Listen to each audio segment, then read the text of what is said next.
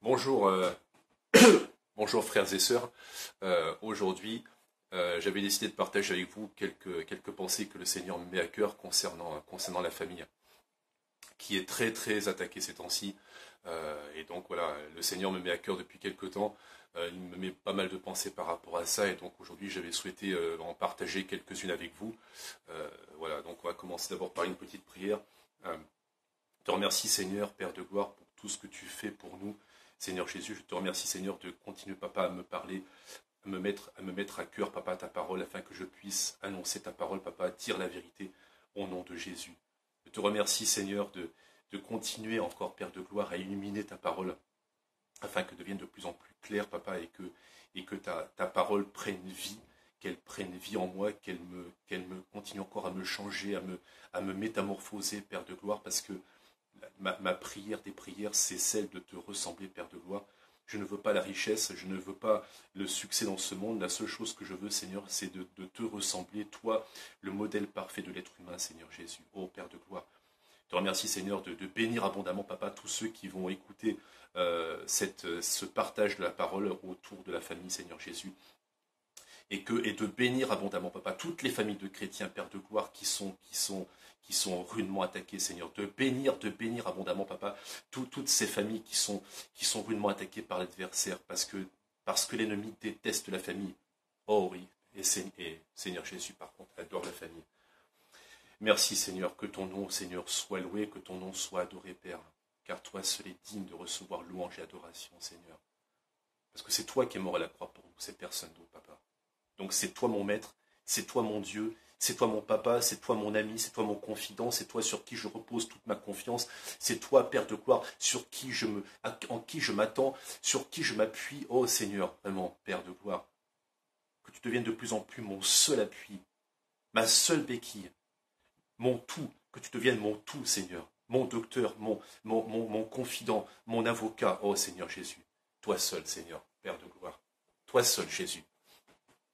Voilà, il y avait un passage vraiment que j'avais à cœur de partager avec vous, qui est l'épine dorsale de ce partage. Nous allons prendre l'épître de Paul à Tite, chapitre 2, versets 3 à 5. Dit que les femmes âgées doivent aussi avoir l'extérieur qui convient à la sainteté. N'être ni médisante, ni asservie aux excès de vin, qu'elles doivent donner de bonnes instructions. Le médisant dont on parle, là, c'est bien entendu tout ce qui est le commérage, la parole facile, où on parle avec les uns, les voisines, les amis, qui d'ailleurs sont pas forcément non plus chrétiennes, les amis du monde, y compris certaines femmes qui se disent chrétiennes mais qui ne le sont pas et qui vont égarer les véritables sœurs. Donc on ne doit pas passer son temps dans la médisance, on doit garder sa langue. La parole nous dit que la femme doit apprendre à garder sa langue et ne pas parler à tort et à travers, réfléchir. N'être ni médisante, ni asservie aux excès de vin, qu'elles doivent donner de bonnes instructions, afin d'apprendre aux jeunes femmes à aimer leur mari et leurs enfants.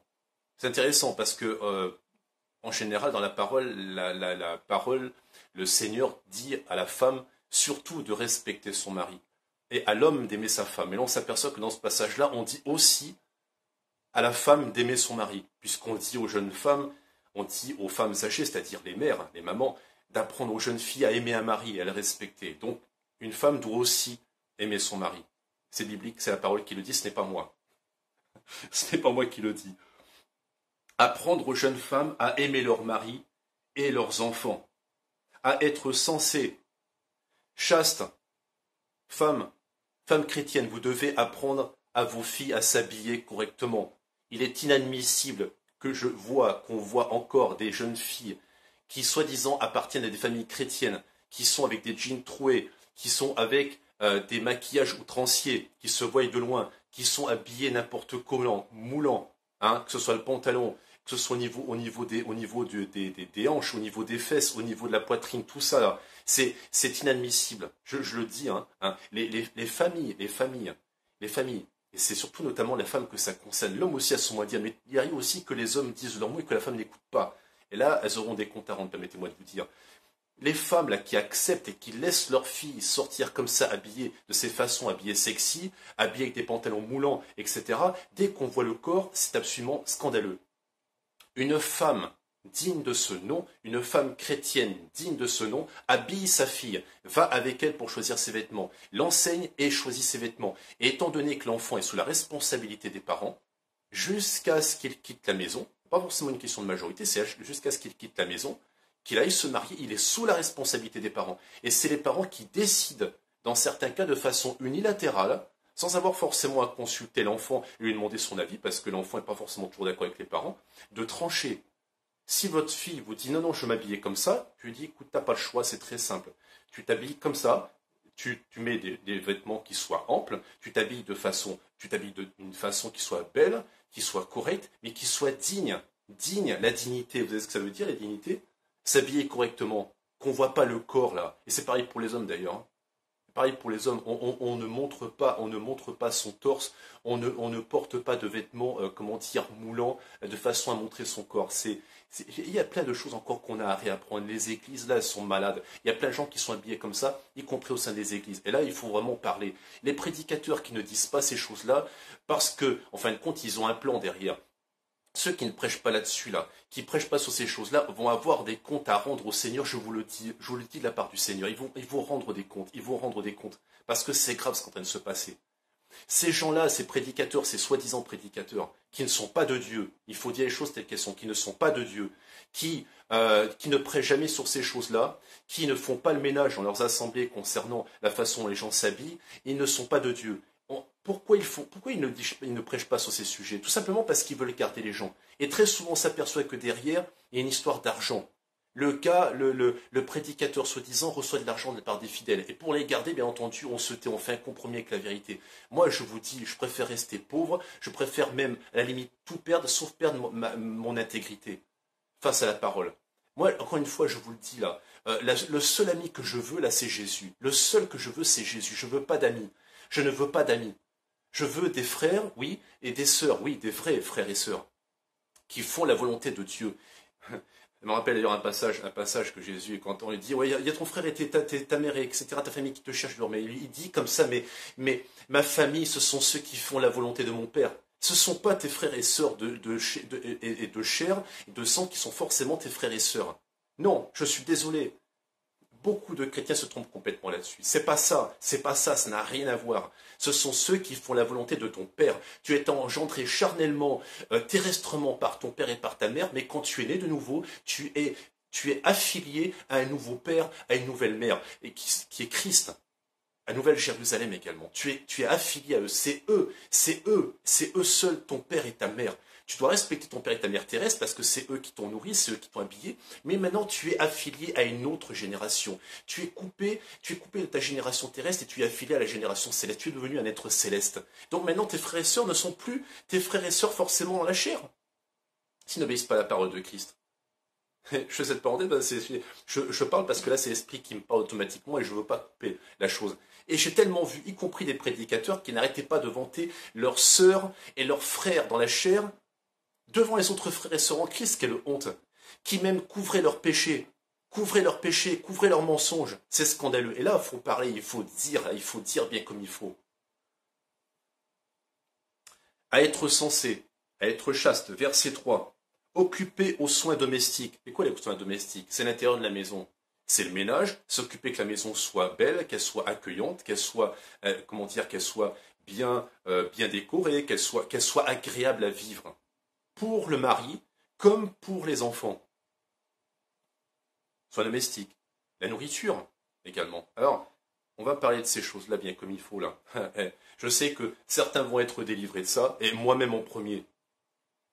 Être délivré de ça, oui, s'occuper des soins domestiques. Mesdames, je vais aborder un sujet, mais je ferai après pour le reste. Je ferai après pour le reste, parce que j'avais prévu certaines choses, mais là, je ne peux pas m'empêcher de parler. Il n'est pas un péché, ce n'est pas un péché qu'une femme travaille.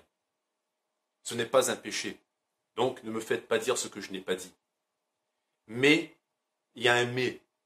Mais par contre, ce qui est un péché, c'est de ne pas faire ce pourquoi Dieu vous a créé. La mission première, pourquoi Dieu vous a créé. Or là, Dieu a créé la femme pour être une aide pour l'homme. Une aide pour l'homme. L'homme a été créé en premier, la femme ensuite. La femme a été créée pour être une aide pour l'homme. Autrement dit, dans l'appel qu'a le mari, l'homme peut avoir besoin d'une aide. Il le formule à sa femme qui peut le faire, effectivement, qui peut lui rendre ce service. Regardez là ce qui est marqué. Voici la mission première. Une des missions premières. C'est ce passage aujourd'hui qu'on va voir. Je le redis bien. Dit que les femmes âgées doivent aussi avoir l'extérieur qui convient à la sainteté. N'être ni médisante. Voilà. Avoir aussi l'extérieur qui convient à la sainteté, n'être ni médisante, ni asservie aux excès de vin, qu'elles doivent donner de bonnes instructions, afin d'apprendre aux femmes, aux jeunes femmes, à aimer leurs maris et leurs enfants, à être sensées, à être chastes, occupées aux soins domestiques. Ça fait beaucoup de travail. Hein. Le travail d'une femme, je vais vous dire ce que je pense vraiment. Et ça, c'est une intime conviction que me donne le Saint-Esprit. Je suis convaincu d'avoir la pensée de Dieu et je le dis. C'est pas l'orgueil, c'est pas la fierté. Je dis ce que l'Esprit me dit. Maintenant, ça plaît, tant mieux, ça plaît pas, c'est pas mon problème. Et je sais que j'ai été lourdement critiqué par rapport à ça, et lourdement attaqué. Ce n'est pas un problème. Ça n'est pas un problème. Je vous dis. Encore une fois, moi, mon copain, enfin c'est pas un copain, mais mon ami là, c'est Jésus. Je veux personne d'autre.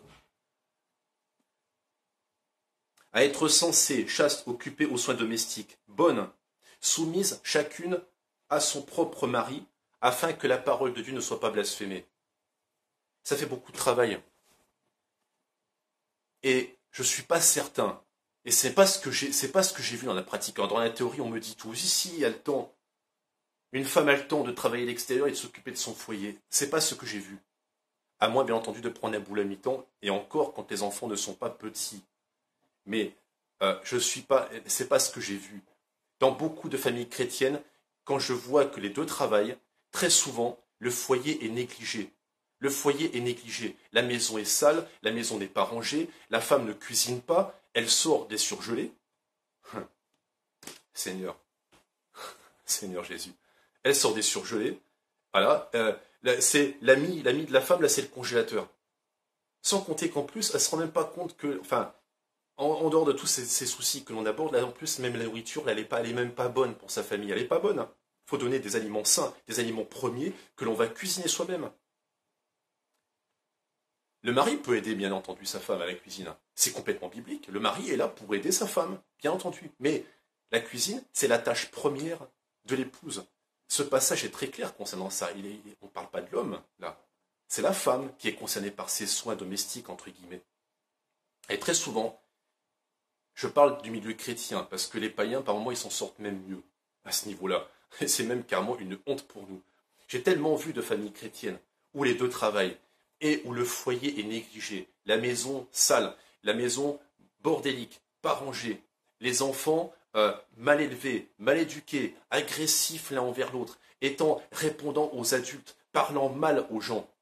Bien sûr, insolents, ayant des résultats à l'école catastrophiques parce que ne faisant rien, des parents qui n'aident pas leurs enfants à faire leurs devoirs, qui ne les enseignent pas, qui ne prient pas avec eux. Mais comment voulez-vous, on ne peut pas être au four et au moulin? Les chrétiens sont tellement occupés à ramasser de l'argent, ils aiment l'argent. Alors, vous allez voir, le gros argument qu'on va vous sortir, c'est Eric, la mission a besoin d'argent. Ouais.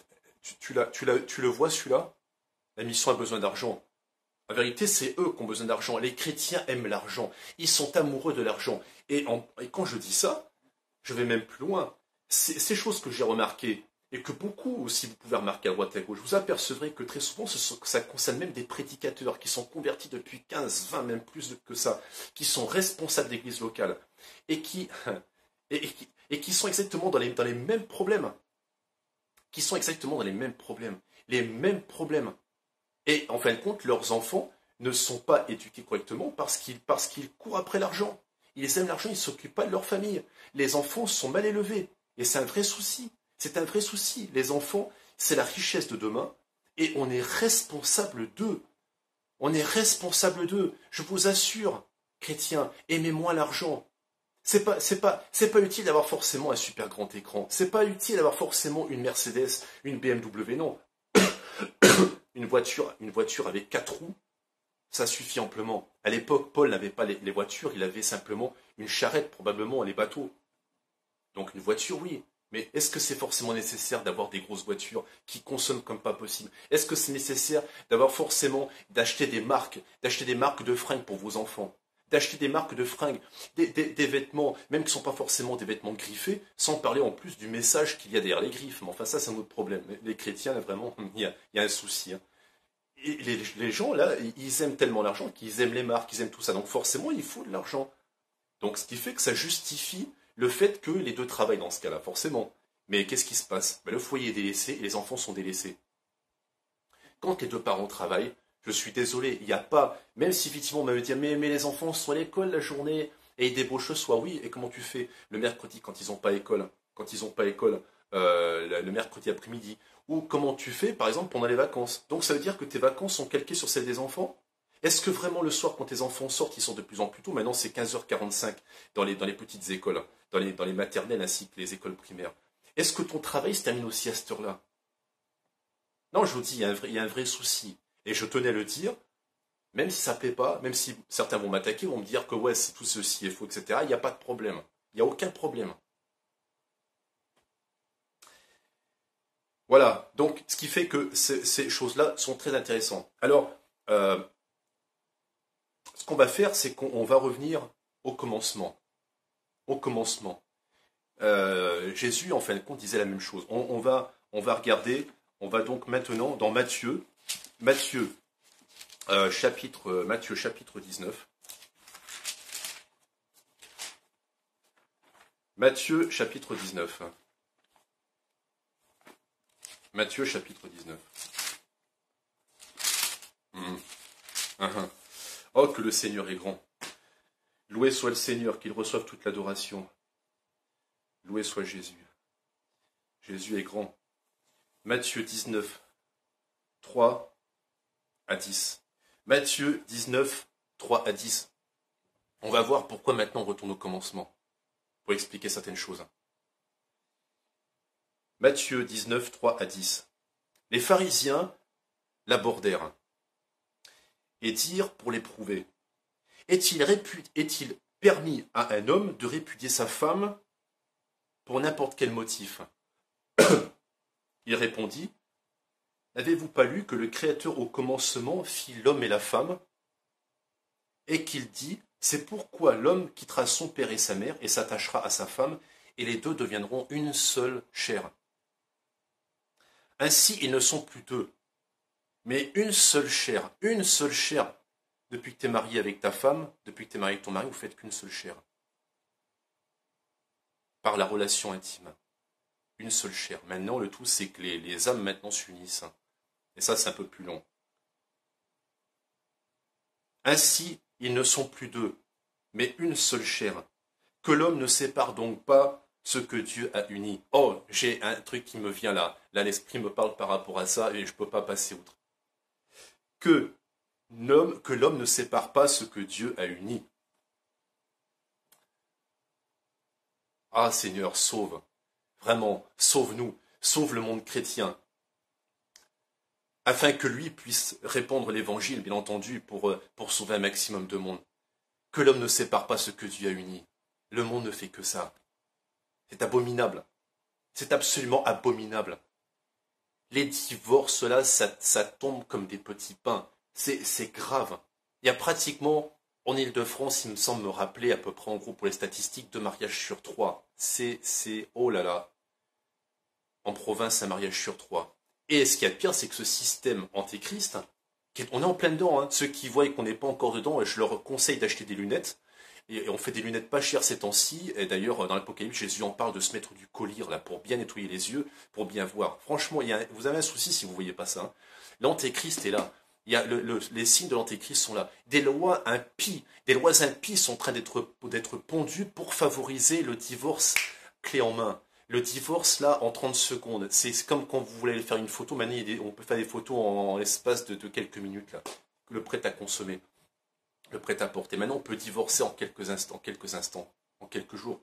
C'est lamentable. Les ministres, là, les gens qui ont pondu ces lois vont rendre des comptes, j'imagine même pas. Et je prie le Seigneur que vraiment, avec sa main bienveillante et son regard bienveillant, il mette sa main sur eux, pour les sauver, parce qu'ils vont souffrir. Si jamais ils meurent là sans se convertir, sans donner leur vie au Seigneur, ils vont souffrir pour l'éternité. Je prie le Seigneur pour que ces ministres qui ont voté ces lois, pour que ces gens qui ont voté ces lois se repentent au nom de Jésus. Ils se repentent bien comme il faut au nom puissant de Jésus. C'est grave, l'heure est grave. Et parmi dans le monde chrétien, il y a aussi beaucoup de chrétiens qui divorcent. Beaucoup de chrétiens qui divorcent. Et même, oui, même chez les prédicateurs, même chez les hommes de Dieu, entre guillemets, qui divorcent. Ah, c'est grave. Je continue.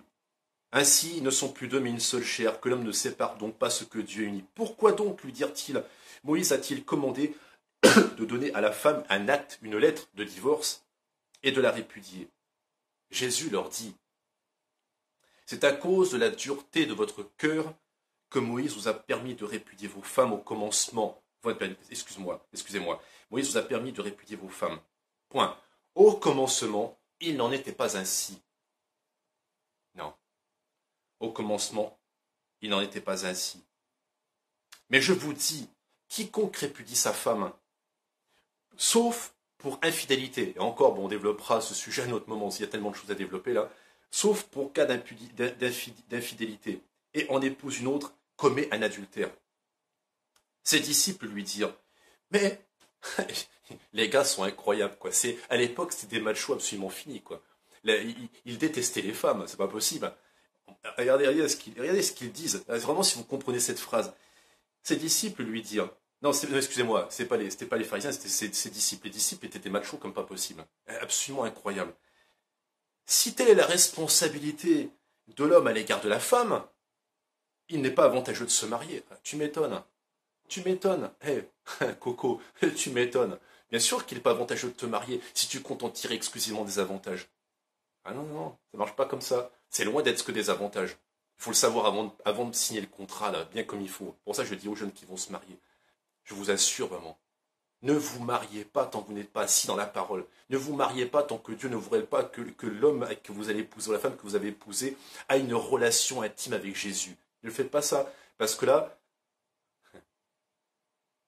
j'en parlerai un jour de témoignages qui sont plus personnels. La seule chose que je peux vous dire, c'est que je sais de quoi je parle.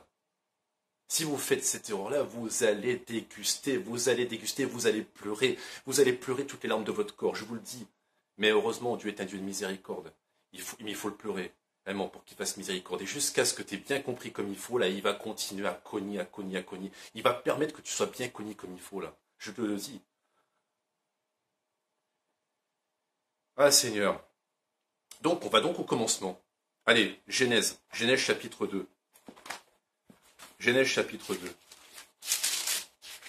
Genèse 2. Genèse 2. Voilà. Genèse 2, versets 15 à 25. Genèse 2, 15 à 25. Merci Seigneur Jésus pour ta parole.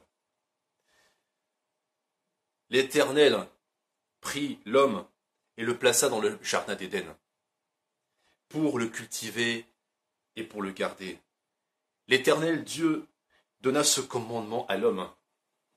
Tu pourras manger de tous les arbres du jardin, mais tu ne mangeras pas de l'arbre de la connaissance du bien et du mal, car le jour où tu en mangeras, tu mourras. On parlera un jour de ce qu'est l'arbre de la connaissance du bien et du mal.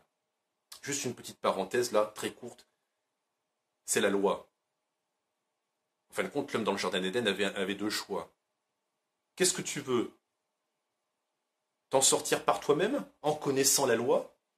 Ou bien tu me fais confiance, en connaissant bien et le mal? Ou bien tu me fais confiance à moi? L'arbre de vie.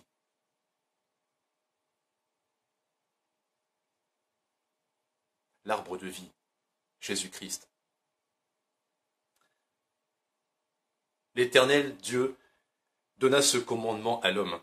Tu pourras manger de tous les arbres du jardin, mais tu ne mangeras pas de l'arbre de la connaissance du bien et du mal, car le jour où tu en mangeras, tu mourras.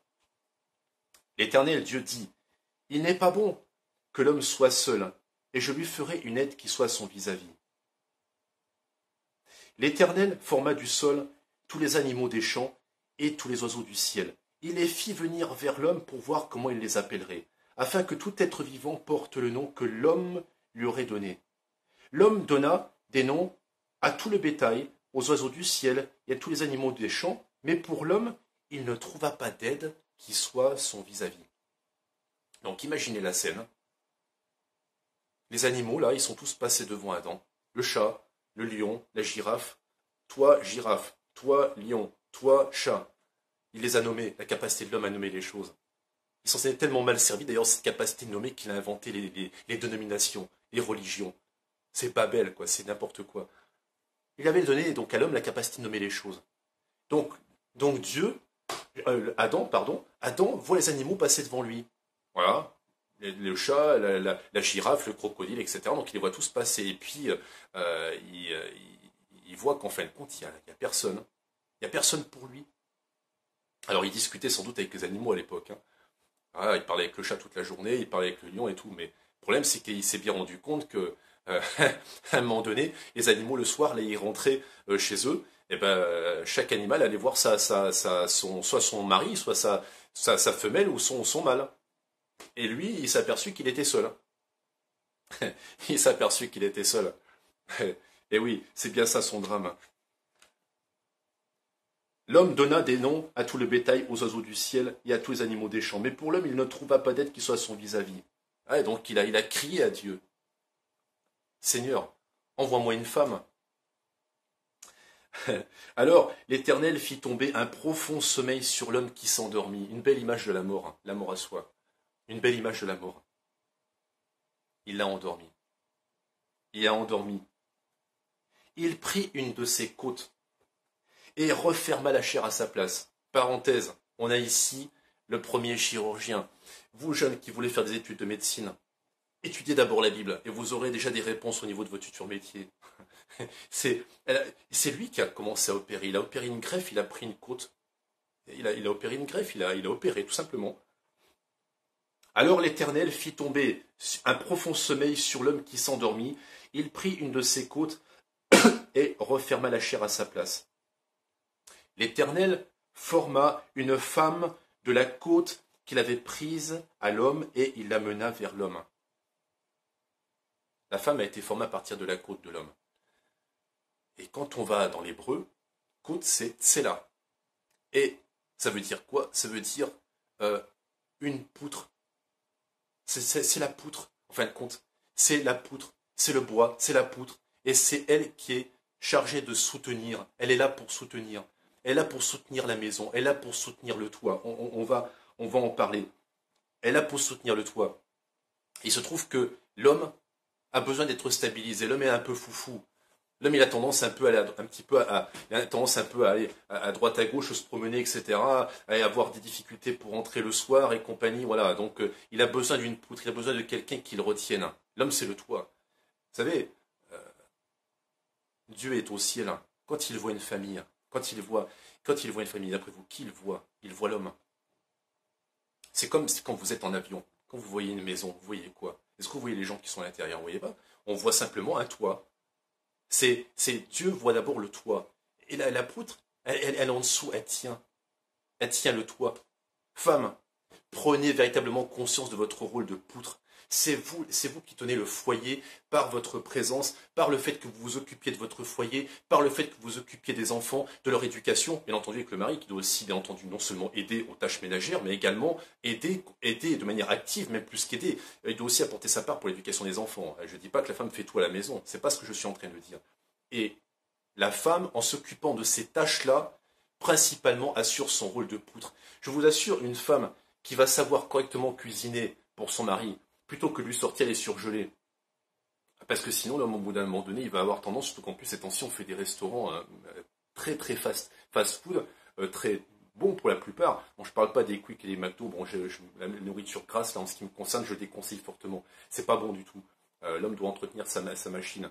Mais il y a Il y a de plus en plus de choses où on peut aller manger une pizza, les H&M, là, je sais pas quoi, là, comment dire, les KFC, comment dire, tout ce qui est drive et compagnie, là, voilà, donc ça fait la nourriture très facile, et voilà, donc il préférera les manger à l'extérieur. Et puis même, un jour, il peut y avoir aussi une Isabelle ou une Elisabeth, là, qui passe dans le coin, et qui lui propose, tiens, bah écoute, si tu veux, je peux te faire un bon plat. Le gars, vous savez, le ventre, il peut être tenté par la nourriture de celle-ci, là. Et c'est comme ça que commencent les problèmes. Attention, ça n'excuse pas l'homme, c'est pas ce que je suis en train de dire. Mais toi, femme, tu as ton rôle à jouer. Ton rôle, c'est de maintenir ton mari à la maison. Ton rôle, c'est de faire en sorte que le soir, quand ton mari rentre, il a envie de rester là. C'est ça ton rôle. C'est pas d'aller crapahuter à l'extérieur pour amener de l'argent, ça c'est pas ton rôle. Ça, c'est le rôle de ton mari. Ton premier rôle, c'est de t'occuper de ton foyer et de tes enfants. Une fois que ça s'est fait, vraiment, et que tu penses vraiment que tu as le temps et l'énergie pour aller faire quelques heures à l'extérieur, pourquoi pas? Mais je dis prudence, parce que c'est pas ce que je vois autour de moi. J'ai vu quantité dans des réunions des prédicateurs, même des gens qui ont le bagage derrière eux, qui pour tenir leurs enfants en réunion, pour les calmer, hein, qui ont un ministère établi, qui sont là depuis des années, qui enseignent, qui font des vidéos et tout sur Internet. Et les gars, pour tenir leurs enfants calmement en réunion, qu'est-ce qu'ils font? Ils sont petits, hein. D'ailleurs, au passage, c'est assez amusant parce que quand ils arrivent avec les enfants, tout le monde est quasiment dans l'idolâtrie. Oh, les enfants, qu'est-ce qu'ils sont mignons. Les enfants du prédicateur. Hein. Oh, qu'est-ce qu'ils sont. Oh, c'est un peu comme si on entendait quelque part, ah ouais, qu'est-ce qu'ils sont spirituels. Hein. Donc, les enfants, pour les tenir en place, maman, pendant que papa prêche, papa prêcheur est en train de prêcher, maman gardienne, qu'est-ce qu'elle fait? Elle a apporté toute une réserve de sucreries et de jus de fruits pour faire téter et boire les enfants. C'est la seule possibilité qu'ils ont trouvée pour les calmer. Il y a un problème, hein. Si c'est le seul moyen de calmer tes enfants pendant les réunions que de les gaver, il y a un souci, frère. Je te donne un conseil. Assis-toi pendant quelques temps, évite d'aller enseigner, reprends ta famille en main et enseigne tes enfants. Et éduque-les pour qu'ils restent calmes et tranquilles sans avoir à leur donner des bêtises à manger, là. Voilà, donc, voilà, c'est très important. Ensuite, donc, l'Éternel Dieu forma une femme de la côte qu'il avait prise à l'homme et il la mena vers l'homme. Et l'homme dit, cette fois-ci, c'est l'eau de mes eaux et la chair de ma chair. C'est elle qu'on appellera femme, car elle a été prise de l'homme. C'est pourquoi l'homme quittera son père et sa mère et s'attachera à sa femme, et ils deviendront une seule chair. L'homme et la femme étaient tous les deux nus, et ils n'en avaient pas honte. Petit passage, juste comme ça, une petite parenthèse pour les jeunes qui se rencontrent. Un tuyau, mec ou jeune fille, si tu veux rencontrer ta future femme.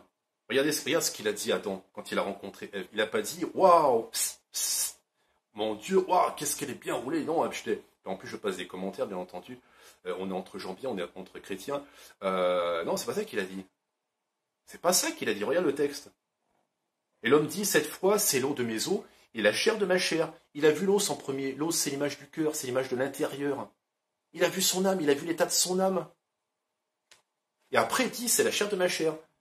Autrement dit, gars, si tu veux pas rater ton mariage ou femme, commence à éviter de regarde d'abord l'état du cœur de la personne avant de regarder son physique, avant de regarder ses hanches, avant de regarder son corps là bien comme il faut là. Regarde d'abord l'état de son cœur. Regarde l'état de son cœur. Et ça, l'état de son cœur, ça se passe dans la prière. Ça se passe pas en passant des heures sur Skype à discuter avec elle, ça se passe dans la prière. Seigneur, révèle-moi l'état de son cœur. L'état de son cœur, révèle-le-moi, Seigneur Jésus. Révèle-moi l'état de son cœur. Il va le faire. Fais-lui confiance, il va le faire. Toi, reste dans la sainteté, reste dans la sanctification. Garde ton union avec Christ, marche par l'Esprit, il va te révéler ces choses. Je te le dis. Dieu est fidèle, il révèle les choses. C'est pareil pour la femme. Aujourd'hui, on a une société là où tout le corps là est bien mis en avant et les gens se choisissent avec le physique. Moi-même, avant d'être converti, j'ai fonctionné comme ça. Donc, quand je dis ça, c'est absolument pas à l'adresse des autres. Hein. Je suis également concerné. Hein. Enfin, j'étais concerné. Et aujourd'hui, Christ m'a transformé et il me fait découvrir ça. Petit à petit, là, ma nature bien pourrie là est en train d'être balayée parce que je lui demande toujours, oh Seigneur Jésus, que je diminue et que toi tu croisses au nom de Jésus. Et il est en train de le faire. Alors, c'est pas facile. Hein. Il y a des rechutes, il y a des voilà, mais il est en train de me travailler bien comme il faut. Je vous le dis. Ouais, on en parlera un jour. Ça fait très très très mal. Je vous le garantis. Voilà, et c'est elle qu'on appellera femme, car elle a été prise de l'homme. C'est pourquoi l'homme quittera son père et sa mère et s'attachera à sa femme, ils deviendront une seule chair. Et oui, il quittera son père et sa mère. Quand tu te maries, femme, tu quittes tes parents. Quand tu te maries, homme, tu quittes tes parents. Je dis ça tout particulièrement à l'adresse, je sais que c'est compliqué, de mes frères et sœurs d'origine africaine. Alors là, c'est compliqué, ça c'est très compliqué là. Oui, bah oui, je sais bien que c'est compliqué.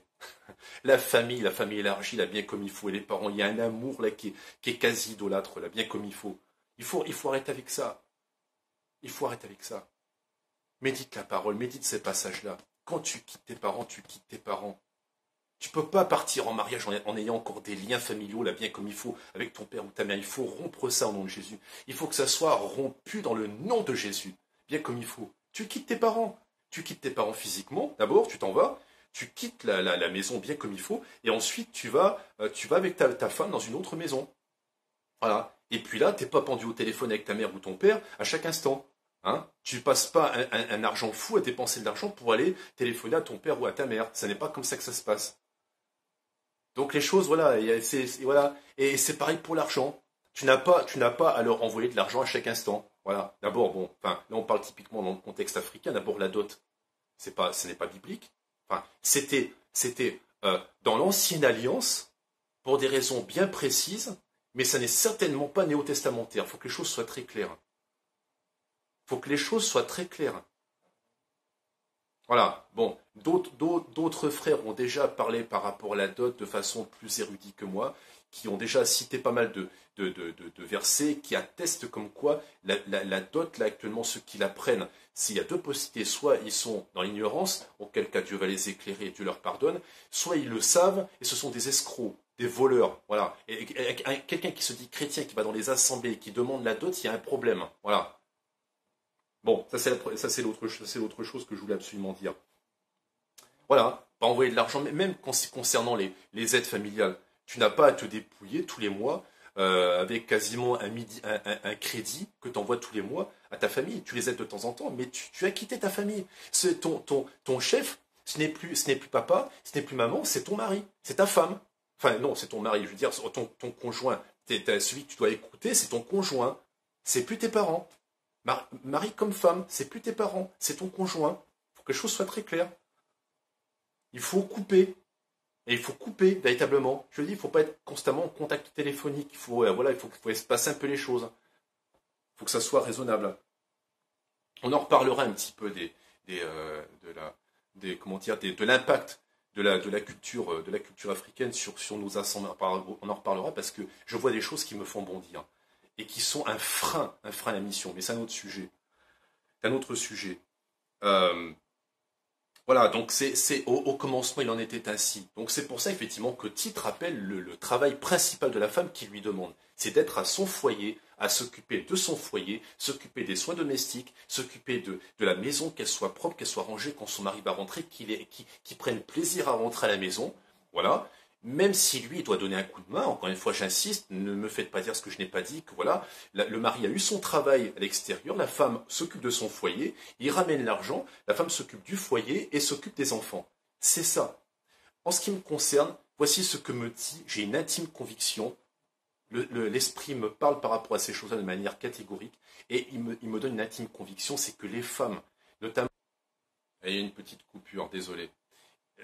L'esprit me met à cœur que les femmes qui font le choix de s'occuper, de ne pas travailler, les femmes qui ont des enfants scolarisés, qui font le choix de ne pas travailler à l'extérieur et de s'occuper de leur foyer, je suis intimement convaincu qu'elles ont une bénédiction toute particulière, ces femmes-là.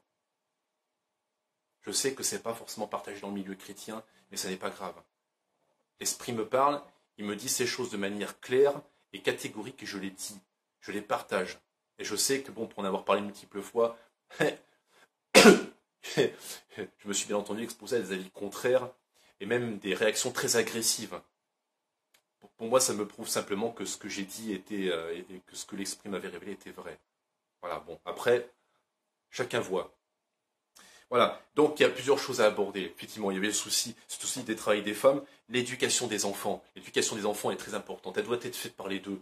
Mais l'éducation des enfants, encore faut-il donc en avoir le temps. Donc d'après le modèle que je viens de vous expliquer, qui est complètement biblique, l'homme ramenant l'argent et la femme s'occupant de son foyer, hein, principalement, j'insiste bien là-dessus, principalement, et donc c'est très important, inculquer des bonnes valeurs à l'enfant, s'occuper de ses devoirs quand il rentre le soir, oui, tout à fait, je le dis personnellement, je n'en fais pas une gloire, c'est les choses, ça fait partie des choses que je fais, donc autant les partager. Tous les soirs quand mes enfants rentrent, je passe une bonne heure, heure et demie, à m'occuper de leurs devoirs. Et croyez-moi, c'est compliqué. C'est pas une tâche facile. C'est une tâche qui nécessite de l'énergie. Et je suis loin d'être convaincu. D'ailleurs, les résultats le montrent. Très fréquemment, il suffit d'observer que des parents, notamment une maman qui travaille à l'extérieur, aient vraiment la force de s'occuper en plus des devoirs le soir. Je ne crois pas à ça. Je ne crois absolument pas à ça. Et s'occuper des devoirs, ça veut dire quoi? Ça veut dire, les aider, dans la mesure du possible de notre niveau intellectuel, bien entendu. Pouvoir les aider. Moi, je le peux encore jusqu'à la troisième. Après, ça peut se compliquer. J'ai perdu des souvenirs. Mais aider, ça veut dire aussi surveiller. Ça veut dire aussi contrôler que les devoirs sont faits. En allant vérifier le cahier de texte. Oui, tout à fait, en allant vérifier le cahier de texte. Il y a des enfants qui sont encore petits, qui entrent au collège, il y a encore une formation à leur donner pour qu'ils prennent la bonne direction pour les études supérieures. C'est pas tout petit qu'on peut leur faire confiance et dire ouais non je vérifie pas ton cahier de texte, je te fais confiance. Je ne crois pas à ça. Je crois qu'il faut d'abord les driver bien comme il faut et leur montrer la voie à suivre. Et ensuite l'enfant, comme le dit les proverbes, l'enfant ne s'en écartera pas. Mais il faut d'abord impulser cette direction. Donc ça veut dire que l'enfant, il faut être avec lui pour l'enseigner.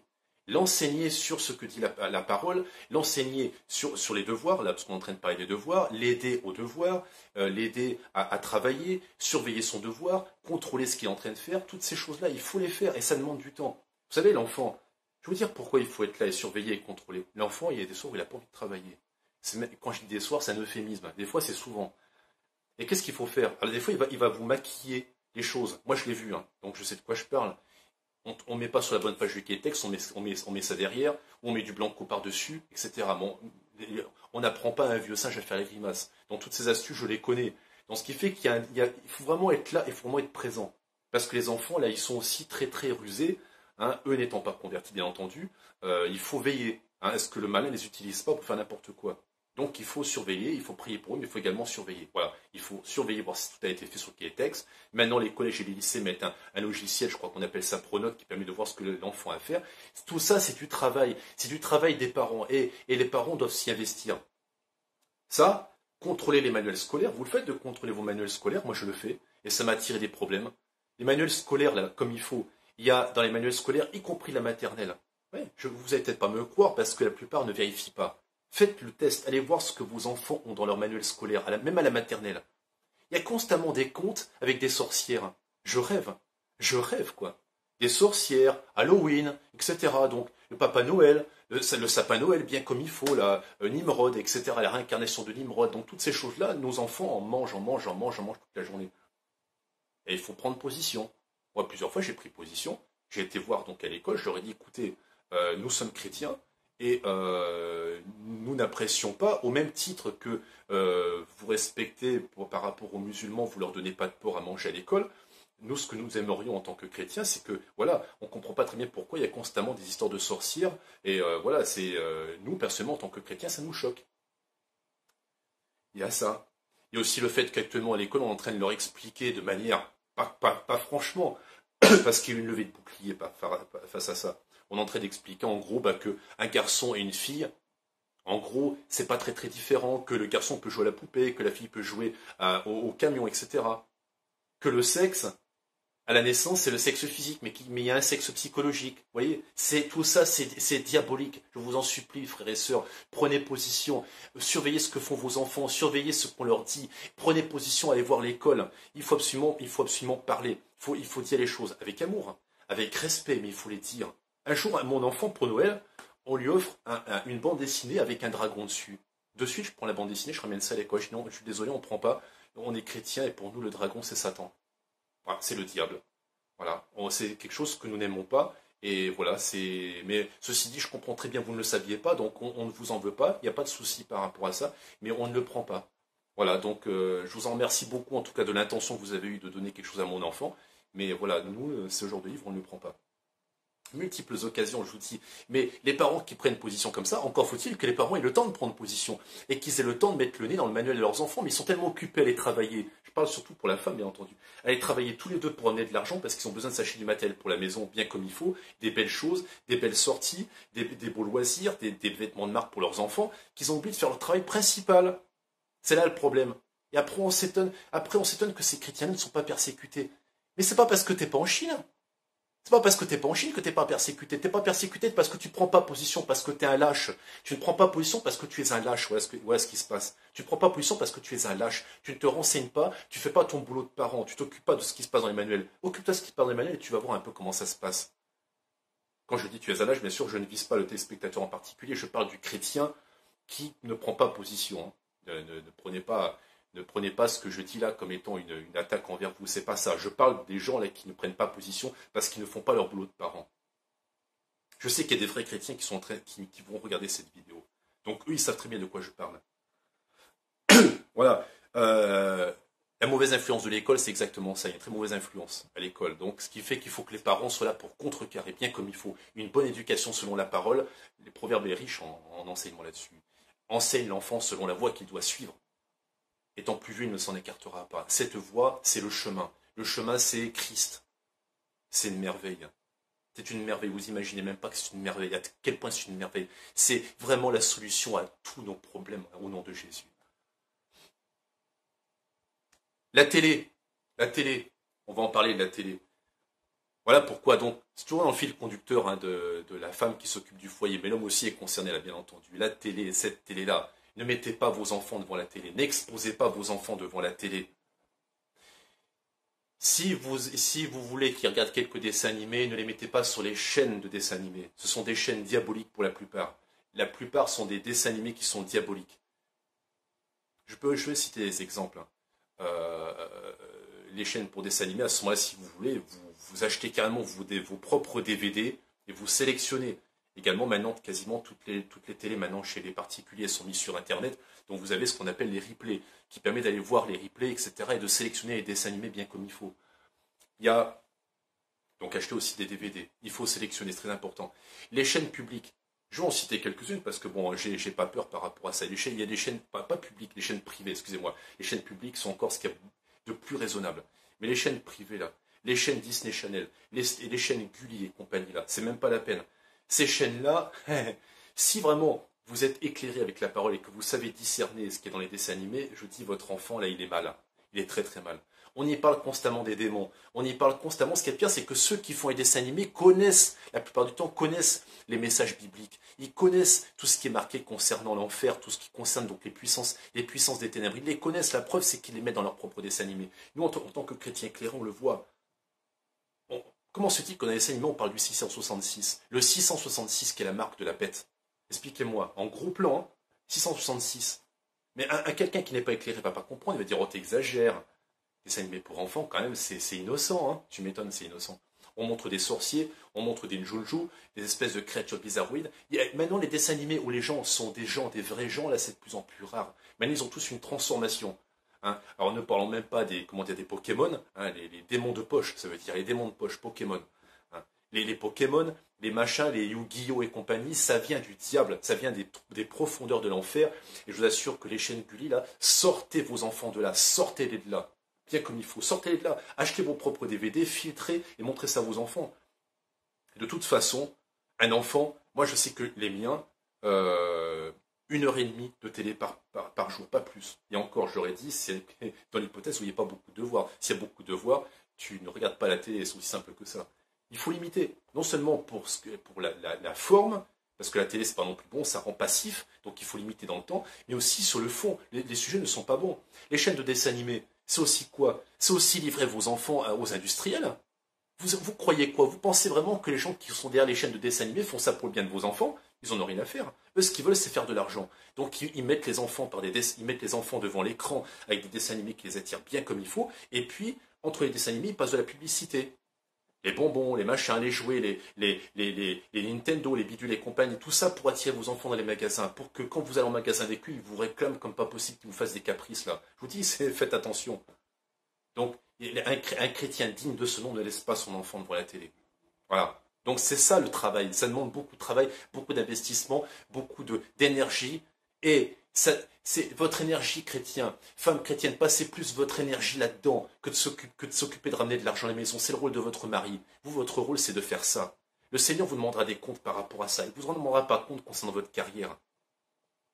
Il n'y en a rien à faire. Par contre, concernant votre travail premier, qui est s'occuper de votre foyer des enfants, il va vous demander des comptes, bien comme il faut. Je vous le dis au nom de Jésus. C'est important, ces choses-là. Les jeux vidéo, c'est pareil. Entre les jeux vidéo, la télé, tout ça, c'est des écrans. On prépare nos enfants, comment dire, à la visualisation, bien comme il faut, de la présentation de l'Antéchrist, qui va se voir comme une image, comme dit Apocalypse. L'image de l'Antéchrist va être présentée. On nous habitue bien comme il faut aux écrans, nos enfants en premier. On y est, hein, on y est à fond. C'est même pas la peine. Le téléphone, je donne des conseils, parce que je donne des conseils bien concrets comme il faut, là, parce qu'il faut rentrer dans le vif aussi du sujet. Le téléphone, un chrétien qui donne un téléphone aux enfants mineurs de sa maison, là, hein, un téléphone est irresponsable, est carrément irresponsable, à moins que le téléphone, ce soit pour une mesure de sécurité uniquement, et que le téléphone soit verrouillé sur un seul numéro. Et encore, je précise bien, donc le numéro des parents, papa et maman, mais certainement pas un smartphone. Certainement pas un smartphone. Parlons des téléphones simples déjà. Le téléphone avant le smartphone. Le téléphone simple à vos enfants. S'il n'est pas verrouillé sur les numéros des parents, c'est du n'importe quoi. Vous êtes en train d'offrir à vos enfants une distraction là qui va sortir des études. Avant que les smartphones existent, combien on a vu d'émissions à la télé qui expliquaient que des enfants passaient des nuits complètes à faire du smartphone, à faire du SMS, je veux dire. Donc c'est compliqué. Ces choses-là, si vous les acceptez, il va falloir que vous passiez votre temps à légiférer. Encore du temps que vous ne pourrez pas prendre pour aller travailler à l'extérieur, mesdames. Tout ça, c'est du temps parce qu'il faut légiférer. Quand on fait des règles, il faut ensuite les mettre en pratique, les mettre en application. Légiférer, prendre le téléphone dès que l'enfant rentre de l'école, etc. Donc, téléphone, oui, mais téléphone avec le numéro des parents seulement, et puis dès qu'ils rentrent de l'école, alors pas un smartphone, bien entendu, on va expliquer pourquoi après. Et ensuite, quand en dehors de l'école, on récupère le téléphone, pour éviter que l'enfant soit distrait par autre chose que ses devoirs et les occupations saines qu'il a à la maison.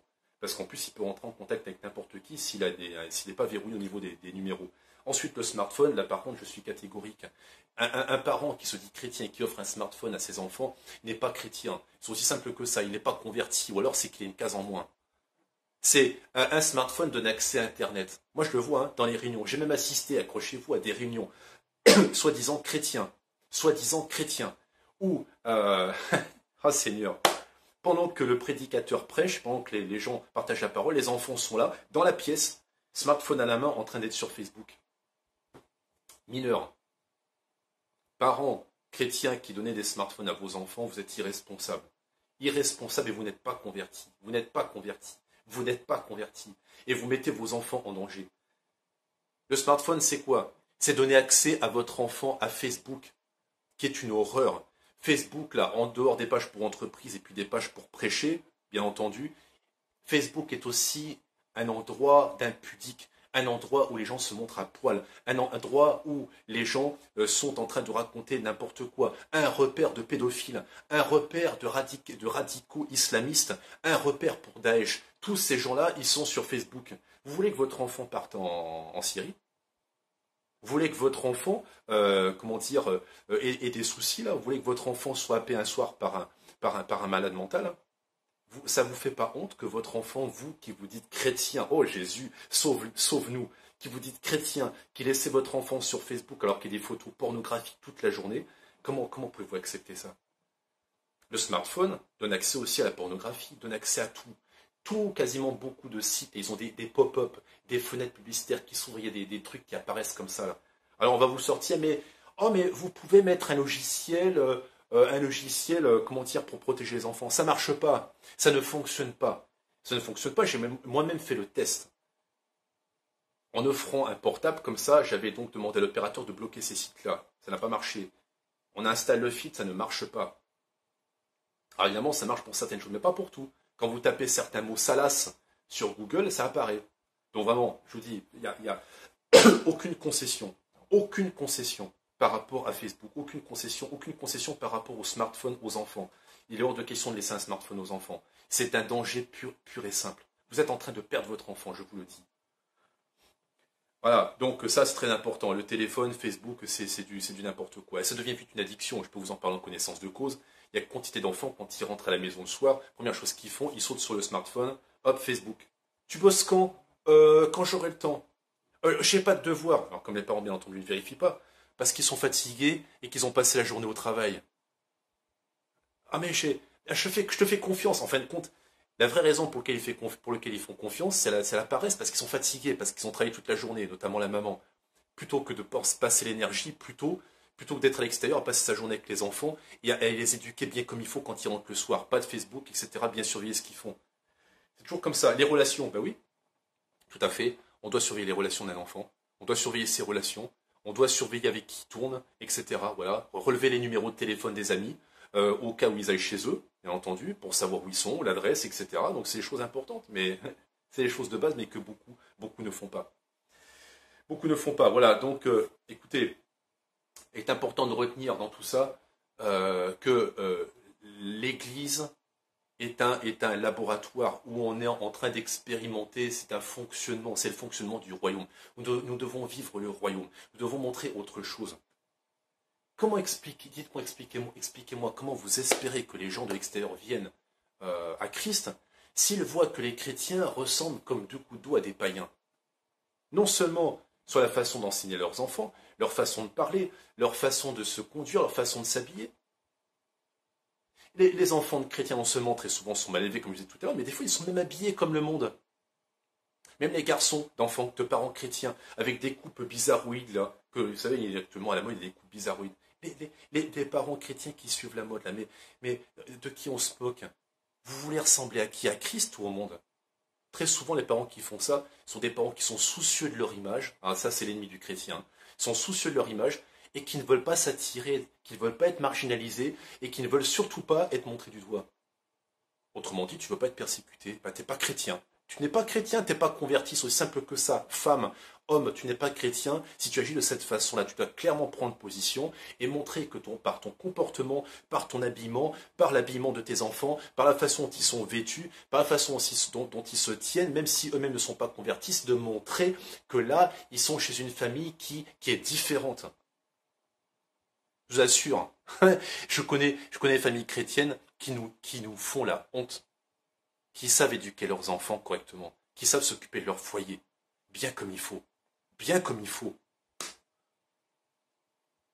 Voilà, frères et sœurs, je voulais absolument partager ces moments avec vous parce que c'est très important.